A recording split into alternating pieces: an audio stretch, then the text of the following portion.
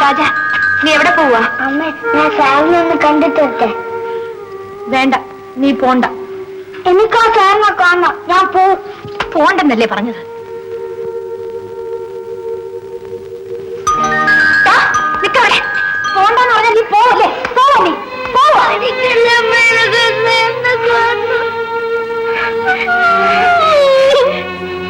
വേണ്ട മോനെ, വേണ്ട.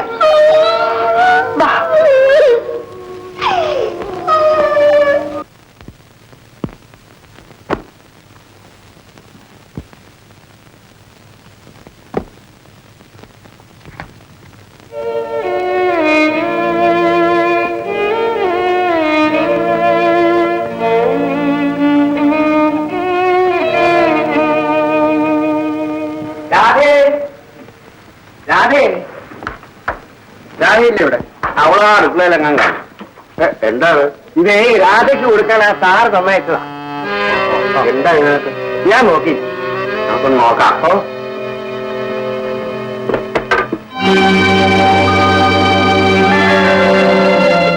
ഇതൊക്കെ ആർക്കാ കേൾക്കുന്നവരെ? ആർക്കാ?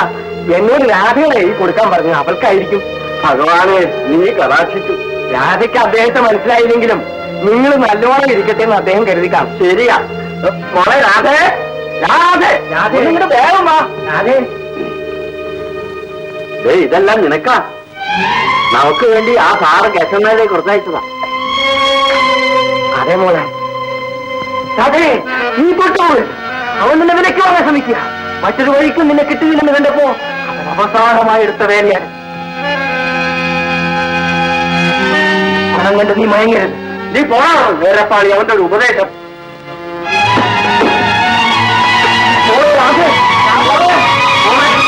നീ എവിടെ പോണു? ഇത് തിരിച്ചു കൊടുക്കേ.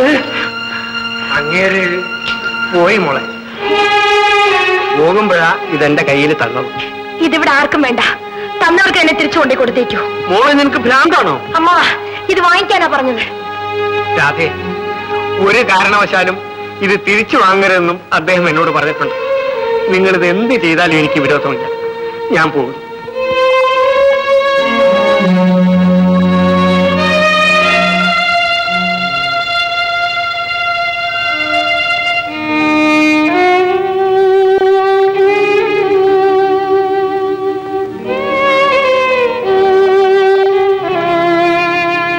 മോനെ ചന്ദ്ര, നീ എവിടെയായിരുന്നു മോനെ ഇതുവരെ? എവിടെയൊക്കെയോ പോയമ്മേ. അങ്ങനെയെങ്കിലും അല്പം മനസമാധാനം കിട്ടട്ടെ എന്ന് കരുതിയാ നിന്നെ ഞാൻ പോകാൻ അനുവദിച്ചത്. പോയതിനേക്കാൾ വിഷമിച്ച തിരിച്ചു വരാമെന്ന് നിന്റെ മുഖം പറയുന്നല്ലോ മോനെ. കൃഷ്ണൻകുട്ടി, എങ്ങോട്ടാണ് നിങ്ങൾ പോയത്? എന്തിനാ പോയത്? ഇങ്ങനെ ആയിരുന്നെങ്കിൽ ഇവിടെ തന്നെ ഇരുന്നാ മതിയായിരുന്നല്ലോ. അമ്മച്ചി, അങ്ങനെ പറയരുത്. ഈ യാത്രയിലെ അവസാനത്തെ ക്യാമ്പിൽ വെച്ച് ഞങ്ങളെ സംബന്ധിച്ചിടത്തോളം ചില പ്രധാന സംഭവങ്ങളൊക്കെ ഉണ്ടായി. എന്താണ്? പറയാം.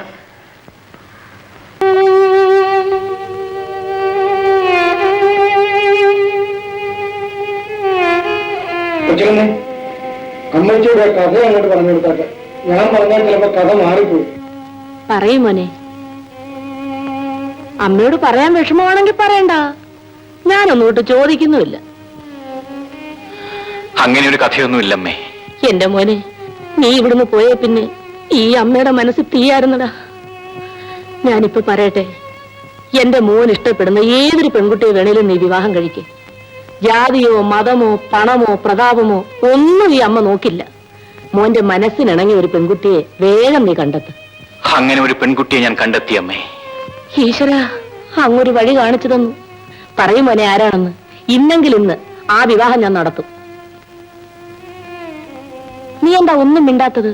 നിനക്കിഷ്ടമാണെങ്കിൽ ആ കുട്ടിയെ തന്നെ നീ വിവാഹം കഴിക്കേ. ഞാൻ ഉടനെ പോയി ആലോചിക്കാം. അത് നടപ്പില്ലമ്മേ. അതെന്താ? അവിടെയും ഈ നശിച്ച പണം തന്നെയാണ് പ്രശ്നം. എനിക്കൊന്നും മനസ്സിലാകുന്നില്ലല്ലോ മോനെ. അവളുടെ ചേച്ചിയെ ഒരു പണക്കാരൻ നശിപ്പിച്ചു.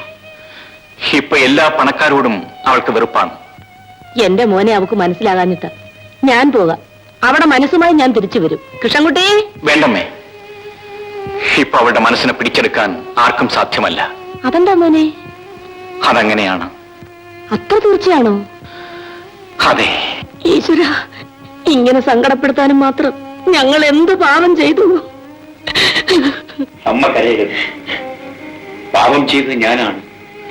ഞാൻ കാരണമാണ് രാധ ആത്മഹത്യ ചെയ്തത്. ആ പാപം തുടച്ചു കളയാൻ നോട്ട് കെട്ടിട്ടാവില്ല അമ്മേ. എല്ലാം ഞാൻ അനുഭവിച്ചോളാം.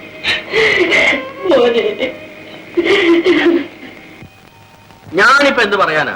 അവൾ അത് അവളുടെ പെട്ടിയുടെ അകത്ത് വെച്ച് പൂട്ടിയേക്കുക. അബദ്ധത്താലെങ്ങാൻ അറിയാതെ ആ പെട്ടിയുടെ അടുത്തേക്ക് എങ്ങാൻ ഞാൻ ചെന്നാ മതി. ഈറ്റപ്പുലിയെ പോലെ അല്ലേ അവളുടെ നോട്ടം. ഈശ്വര, എനിക്കോ പറ്റോ ഇത് കിട്ടിയിരുന്നെങ്കിൽ എന്റെ ഈ പാടും ദുരിതം ഒക്കെ ഒന്ന് മാറുമായിരുന്നു. പണം ആരുടെ കിട്ടിയാലും അങ്ങനെ തന്നെ. പെൺകുട്ടികൾ വാശി പിടിച്ചാൽ അവർ ഇതും ചെയ്യും, ഇതിനപ്പുറം ചെയ്യും. അങ്ങനെയാ അവരുടെ സൃഷ്ടി. നിങ്ങൾ എന്താ പറയുന്നത് രാഘവന്നേരെ? പണത്തിന് വേണ്ടി എന്ത് വൃത്തികേടും ചെയ്യുന്ന ലോകത്തിലല്ലേ നമ്മൾ ജീവിക്കുന്നത്? പണം കണ്ടാൽ മനുഷ്യൻ മറക്കാൻ പാടില്ലാത്തത് മറക്കും, ചെയ്യാൻ പാടില്ലാത്തത് ചെയ്യും. ഇവനെവിടെയായിരുന്നു ഇത്രയും നേരം? ഇവനെ ചെളിവെള്ളത്തിൽ കളിക്കുകയായിരുന്നു അച്ഛാ. മോളെ രാധേ, നീ ആ പണം എടുത്ത് അച്ഛന് കൊടുക്ക്.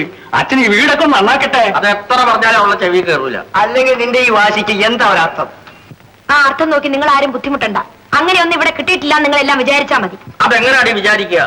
പണം ഇവിടെ ഇരിപ്പുണ്ടെന്നുള്ള ഒരു സത്യമല്ലേ? വയറ് വിശക്കുന്ന അവസരം ചോറുണ്ടോ എന്ന് വിചാരിച്ചാൽ മതിയോ? വിശപ്പ് കേടുവോ? അങ്ങനെ ഒരു 4 ചോദ്യം അങ്ങോട്ട് ചോദിക്കു ചേട്ടാ. 4 അല്ല 4000 ചോദിച്ചാലും ഈ രാത്രി അത് തൊടില്ല. ഇത്രയല്ലേ നിങ്ങൾക്ക് അറിയേണ്ടതുള്ളൂ. പാടാൻ മതി. അപ്പൊ നിങ്ങൾക്ക് എല്ലാവർക്കും ബോധ്യമായല്ലോ. എന്നാൽ എങ്ങനെയുണ്ടൊരു പിടിവാശി? പത്മനാഭ, അവിടെ ഒരു ഇരിപ്പ് കണ്ടില്ലേ? ആ തിണ്ടി ഡ്രൈവർ ആയിരിക്കും അവിടെ മനസ്സിൽ. അവിടെ ദുഷന്തൻ. ഓ, ലോകം മറന്നുള്ള ഒരു ഇരിപ്പ്. ശകുന്തളെ, എടി ശകുന്തളെ, അവളുടെ ഒരു ദുഷ്യന്തൻ. നീ ആരെ വിചാരിക്കുന്നു? അവൻ നിന്നെ മറന്നുപോട്ടെ. ചേട്ടാ, അയ്യോ, അങ്ങനെ ശപിക്കല്ലേ. ആ ശരിക്കും അവളുടെ ഒരു പ്രേമം. ശകുന്തളെ, ഈ ശാപം സാരമില്ല. വല്ല അടയാളവും കാണിച്ചു കൊടുത്താ നിനക്ക് രക്ഷപ്പെടാം.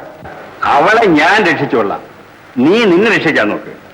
ആ ചന്ദ്രൻ എന്ന് പറയുന്നവൻ വീണ്ടും വല്ലപ്പോഴും ഈ വഴി വന്നാൽ അവൾ ആ പണപ്പെട്ടി അവന്റെ മുഖത്തേക്ക് വലിച്ചെറിയും. രാധയെ നിനക്ക് കല്യാണം കഴിക്കണമെന്നുണ്ടെങ്കിൽ അതിനുണ്ടായിക്കോ. രൂപ 10,000 ഉണ്ടെന്നാ കേൾവി. ആ പെട്ടി കണ്ട് ആരും നുണച്ചിറക്കണ്ട. അത് കിട്ടാൻ പോണില്ല. ദൈവം തമ്പുരാമെന്ന് പറഞ്ഞാലും അവൾ അതിന് ഒരു പൈസ എടുക്കില്ല. ഉണ്ടായി. നിന്നോട് ആരെങ്കിലും ചോദിച്ചോ? ഈ നാണക്കുട്ടൻ വഴി മുടക്കില്ലായിരുന്നെങ്കിൽ ഞാൻ അവളെ കെട്ടുമായിരുന്നു. അവള് കാത്തിരിക്കുക. ചേട്ടനങ്ങിയല്ലേ? നിന്റെ ചേട്ടനായി പോയ നല്ലൊരു കുറവേ ഇരിക്കുള്ളൂ, അല്ലാതെ യാതൊരു യോഗ്യത കുറവില്ല. എടോ, താനെന്തൊന്ന് ആലോചിക്കുന്നേ? ഞാൻ പറഞ്ഞുതരാം. ഈ തന്തയെ ഈ കാര്യത്തിൽ തൊട്ടു തൊടിയിക്കരുത്. നേരെ അമ്മയുടെ അടുത്ത് പോയി കാര്യം പറയണം. കാര്യം നടക്കും. പോകണം. വൈകിട്ട് കാണാം. ഡേ, ഇന്ന് TV-യിൽ ഒരു പാർട്ടി വന്നിട്ടുണ്ട്. രാത്രിയിൽ ഞാൻ അവരെ കൂട്ടിക്കൊണ്ടുവരും. ചേട്ടാ, ഇനിയും എന്നോട് ഇതിന് പറയരുത്. എനിക്കിനി വയ്യ. കൂടെ ഉടന്നു ഒരു ശീലാവധി വന്നിരിക്കുന്നു. ഞാൻ ചേട്ടന്റെ കാല് പിടിക്കാൻ ചേട്ടാ. ആ, എന്നാ പിടി.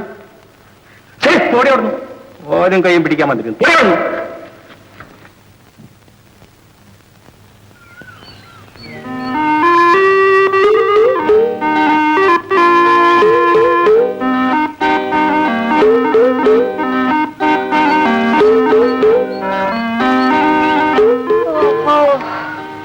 ദുഷന്തം പോയ സങ്കടമായിരിക്കും.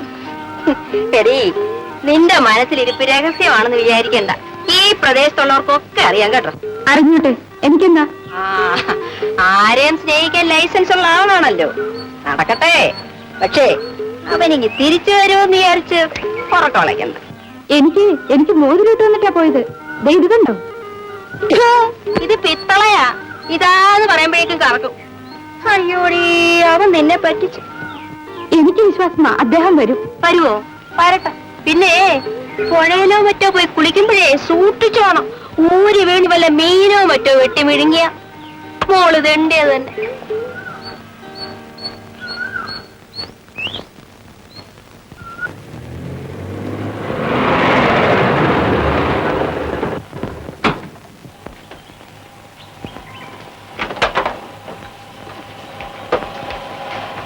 കൊച്ചകന്റെ അമ്മയാണ്. നമസ്കാരം. രാധയെ കാണാൻ വന്നാണ്. ഓഹോ, വന്നാട്ടെ.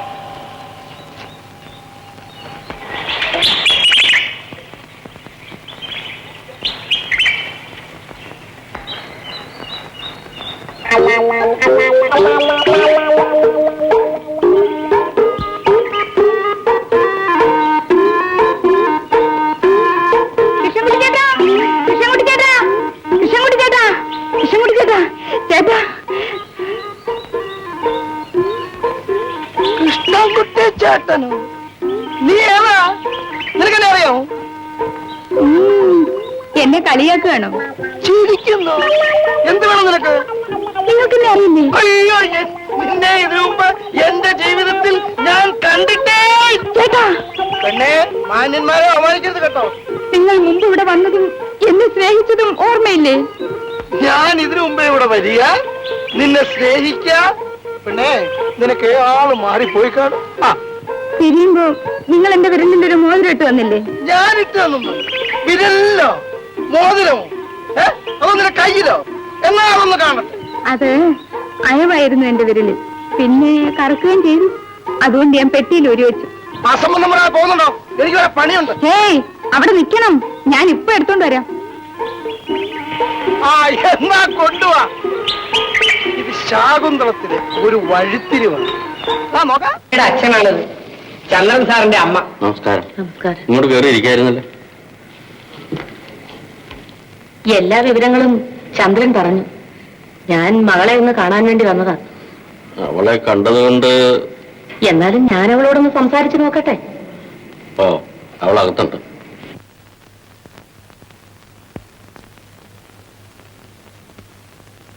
അപ്പോ കേശവൻ, നിങ്ങൾ കാര്യങ്ങളൊന്നും പറഞ്ഞില്ലേ? വന്ന ഉടനെ തന്നെ എങ്ങനെ വേദനിപ്പിക്കാന്ന് വിചാരിച്ച് ഞാനൊന്നും പറഞ്ഞില്ല.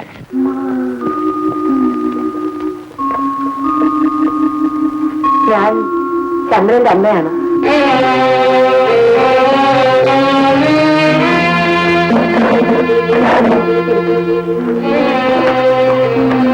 എന്താ കുട്ടിക്ക് അസുഖം? ഇന്നലെ മഴവെള്ളത്തിൽ നനഞ്ഞുകൊണ്ട് അല്പം പനിയുണ്ട്. മോളെ രാധേ, ഞാൻ എന്റെ മകന് വേണ്ടി യാചിക്കാൻ വന്നിരിക്കുകയാണ്. അവന്റെ അച്ഛൻ ഒരുപാട് പണം സമ്പാദിച്ചു വെച്ചിട്ടുണ്ട്. മനസമാധാനം മാത്രം അച്ഛൻ മകന് കൊടുത്തില്ല. അതിവിടെയാണെന്ന് അറിഞ്ഞുകൊണ്ടാണ് ഞാൻ ഇങ്ങോട്ട് വന്നത്. പണക്കാരനാണെങ്കിലും പാവപ്പെട്ടവന്റെ മനസ്സ് അവന്റേത്. മോളെ, എന്റെ മുഖത്തേക്ക് നോക്കും മോളെ. ഞാൻ ചോദിക്കുന്നത് എന്റെ മകന്റെ ജീവിതമാണ്, എന്റെ ജീവിതമാണ്. പറയും മോളെ, സമ്മതിക്കും മോളെ. ഇനി പറഞ്ഞിട്ടൊന്നും കാര്യമില്ല. എന്റെ മോനുമായിട്ട് ഇവിടെ കല്യാണ കാര്യം ഇവിടെ അച്ഛനും ഞങ്ങളുമായിട്ട് പറഞ്ഞ് തീരുമാനിച്ചു ചെയ്തിരിക്കുക. നേരാണോ മോളെ? അതെ, വേണമെങ്കിൽ അവിടെ അച്ഛനോട് തന്നെ ചോദിച്ചു നോക്കും. നിൽക്കൂ.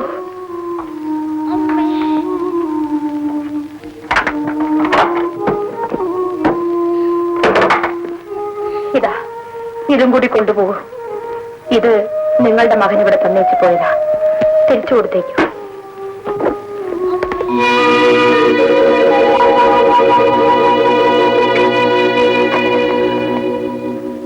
എന്റെ മോൻ തന്നതല്ലേ, ഞാനിത് കൊണ്ടുപോവില്ല.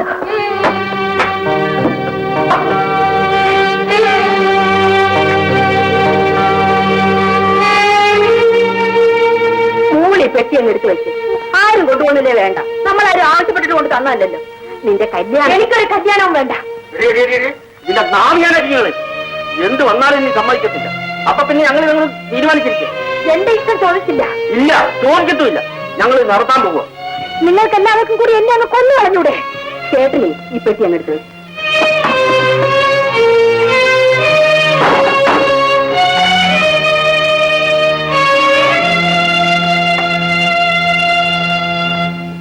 ചേട്ടനെ ഇതൊന്നും അത്ര കാര്യമാക്കണ്ട. നമ്മൾ തീരുമാനിച്ച പോലെ കാര്യങ്ങളങ്ങ് നടത്തിയാൽ മതി. കല്യാണം കഴിഞ്ഞ നാണക്കുട്ടം നോക്കിക്കോളും ബാക്കി കാര്യം. പിന്നെ നമ്മൾ അല്പം ബുദ്ധിയായിട്ട് നടക്കണമെന്നാ ഞാൻ പറയുന്നത്. അല്ലെങ്കിൽ പട്ടിക്കും പൂച്ചയ്ക്കും ഇല്ലാണ്ടായി പോയി പണം. ഞാൻ പറയുന്ന ചേട്ടന് മനസ്സിലാവുന്നുണ്ടല്ലോ.